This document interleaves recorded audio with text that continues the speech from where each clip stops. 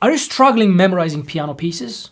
Well, that's because you don't take the right steps in the process of memorizing. So there are two very important steps that you have to take before you even start trying to memorize a piece. So when you open the book for the first time, step number 1 is, while you're learning the piece, look for patterns. So I want to show you immediately what I'm going to do the moment I open the book.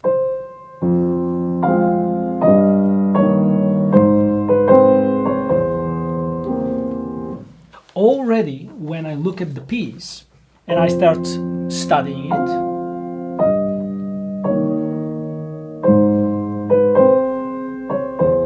first of all, something as simple as in the left hand, a bass and a chord. Bass, chord, bass, chord. I'm already looking at that. I'm already noticing a pattern of 4 quarter notes in the right hand and then a groups of dotted 8 notes with 16th notes. That already is in my mind while I'm playing the piece. Not only reading the notes, but noticing those little patterns. One of the things I notice as well in this piece is that the left hand is climbing up. So when I'm playing, I'm already listening to this. Then from bar 5, left hand is climbing again. But it goes, instead of going back to E natural, he already goes to B flat. All those things I'm noticing when I'm studying the piece. And as Dimitar actually was talking about that the left hand is climbing, I immediately, and I'm not even playing the piece, I immediately thought left hand is climbing while the right hand is descending. So these kinds of patterns, they're nothing to do with trying to memorize at this moment.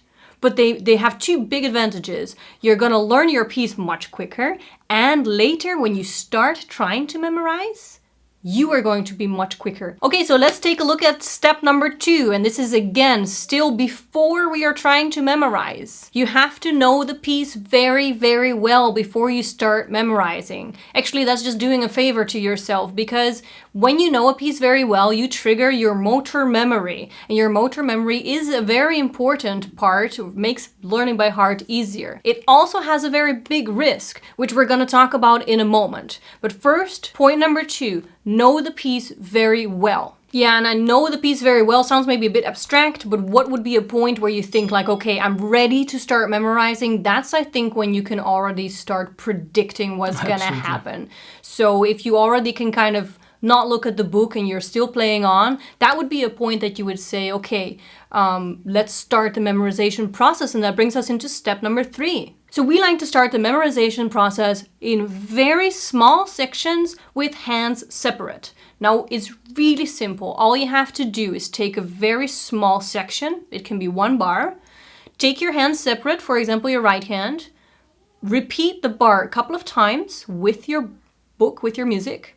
Then close the book and try to play it by heart. That simple. For example, if we look at this piece, exactly what Elvire said, 1 bar. Already, because you were analytical before that, you notice that right hand makes first a little jump to the F and then goes back down. That's when you arrive at bar number 2. So you can do something as simple as just try to recall what it is. Or like when you've played the piece for the first time, like the next day when you're fresh, and you want to try to see, do you even remember with which note it starts? That's already an accomplishment. So when you know that, just try to see, do you know these notes? And even if you play a wrong note, try to think like, hey, which note was that? What was the second note? And if you can't guess, then you open the book and look at what's happening there. But that's how you start. With the left hand, it's the same thing. You can open the book, play once the first bar,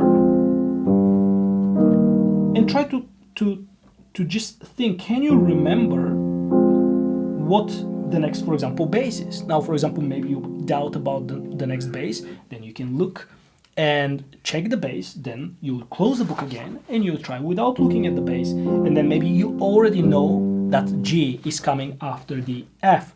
And that's how you're going to accomplish your memorization. But the better you know the piece, the faster that's going to go. And in this step, in step number 3, you would still be actively looking at patterns. Like, it's not something I can shut off. When Dimitar was just demonstrating to you, I was actually realizing that the piece starts on a C, right? And then it goes back to the C.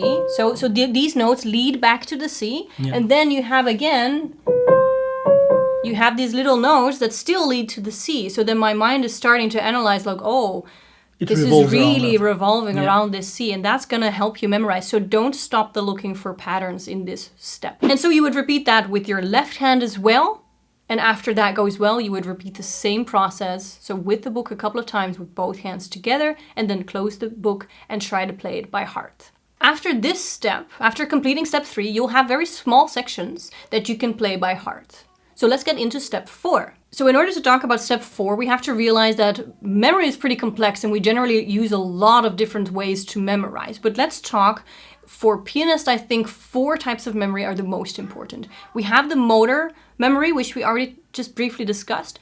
We have our auditory memory, our visual memory, and we have our analytical memory. And the more types of memory that you use in order to memorize a piece, the better you'll learn a piece by heart. And that is exactly one of the biggest mistakes students make, is they only rely on their motor memory, so they just repeat a piece endlessly until their motor memory remembers it, so your fingers like kind of can play it without you even realizing it.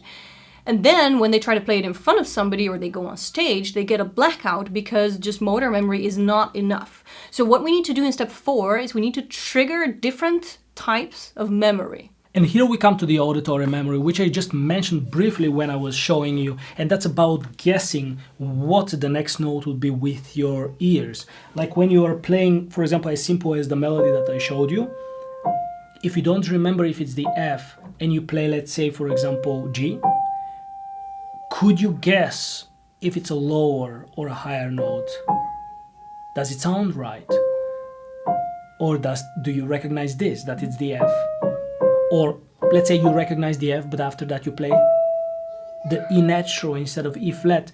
And so does that trigger something in your mind? And don't judge yourself if you can't figure it out, if you get confused. That's why you have the book. Then you can look again at the book. The more you do that, the better you'll become. The same is with the bass. Maybe don't even remember at all the chord, what the chord is. And that's very complex. So I would say, of course, I'm showing you a difficult piece, but if you train that with simple pieces, you'll get better and better, and you'll start adjusting and finding the right notes. And even in a chord, if you can find only one note, that's already great. So don't worry about that. Just the idea is that you trigger yourself you push yourself to think and guess what the next notes might be. Even if they go wrong, don't look immediately first, try to just adjust a little bit and see if you can find them. And what we see very often with students is that they just don't dare to do this. So they don't just dare to take a little bit of time, play a few wrong notes in order to find that right one. Because they're afraid maybe of doing something wrong, but it's actually trying to like recognize it by ear. What it should be is actually what trains and what triggers that auditory memory. And you can do the same thing with visual memory. So you would repeat what Dimitar just showed you, and instead of trying to listen for what note it is, you try to remember how does it look like in the score, or how does it look like in the keyboard. Try to remember how it looks visually. That's how you would train to get better at your visual memory. Absolutely. And of course, the same thing can be repeated with your analytical memory. So at the end of step number 3, we had very small sections that we knew by heart. Step number 4, we're trying to get through a little bit longer sections by triggering your different types of memories. And then step 5 would really be to try to get through the piece as a whole. But the best thing here to do is to kind of play through until you get stuck. Try to trigger your auditory memory or your visual memory or analytical memory. If you get stuck, try to find, even if you play a few wrong notes along the way, try to get through your blockage. Even if you skip a few bars, try to get, like the goal would be to get through the end. And honestly, that's why I really like memorizing with the help of somebody. If you still are blocked, your friend can call out the notes to you. So, Yeah, try to find the A flat. E flat, whatever, and then maybe you get triggered again. So it's actually a lot of this, I think, memorizing is about like triggering yourself to be able to continue. And then when you do that, you can go back to step 3, go back to step 4, and go back to step 5. So I think that until you're really memorized the piece, step 3, 4, 5 would be something that you would just keep on repeating. Absolutely, yeah.